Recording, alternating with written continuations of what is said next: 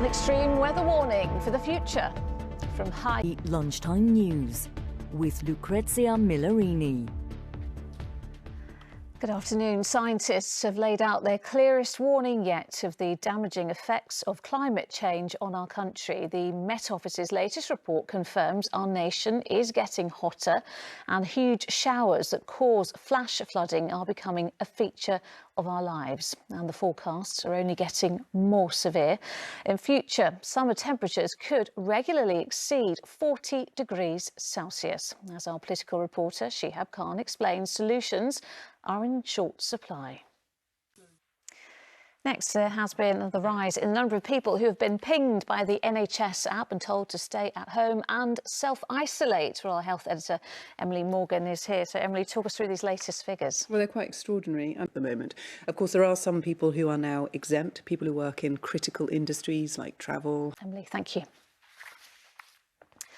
And the pandemic is also causing problems in Tokyo, which is casting a huge shadow over the Olympics. More competitors have been forced to isolate, and daily cases across Japan as a whole have exceeded 10,000 for the first time ever. Meanwhile, Team GB have won a silver in the canoe slalom and bronze in shooting, taking their overall total to 18 medals. Our sports editor, Steve Scott, is in Tokyo. He has all the details. Steve Scott, they're reporting from Tokyo. Well, here the number of people using the furlough scheme has fallen sharply, with young people moving off the government scheme fastest. The Justice Secretary has told ITV News he is considering extending the use of separation centres inside jails for convicted terrorists. The centres have become known as prisons within prisons because they keep terrorists separate from other inmates they might radicalise, but some believe they could create further problems. Our UK editor Paul Brand is here. Paul, you were the first ever to be given access to one of these cells, weren't you? Why is the Justice Secretary such a fan? Well, as part of our access to the prison system, we've also been speaking to the psychologists who work Still to come. But first, an insight into just how destructive alcohol can be. By the time Toby Winson was 25, he was drinking so much. You can watch Toby's programme Are You Drinking Too Much tonight at 7:30 p.m. right here on ITV. Well, next, a black actor has taken the lead role of Christine in The Phantom of the Opera for the first time in the show's 35-year history. Faye Barker speaking to Phantom of the Opera star Lucy St. Louis.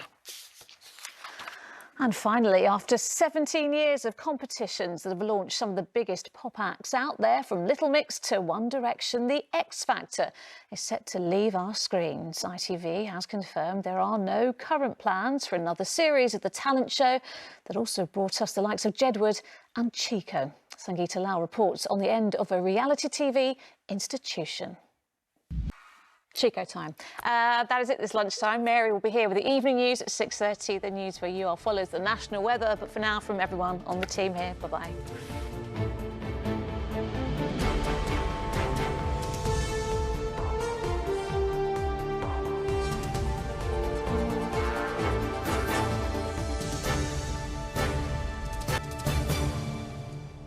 Hello again. Now the main stories in London, and a series of flood schemes in the capital have been announced as part of a government investment of more than £860 million across the country.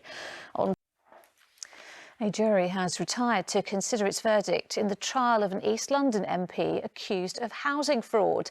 A cyclist has been jailed after riding through a red light and hitting a pedestrian, leaving him with fatal injuries. London's Foundling Museum and former foster home has launched a fundraising campaign to commission photographs of the last generation of children who were looked after there in the 1940s and 50s.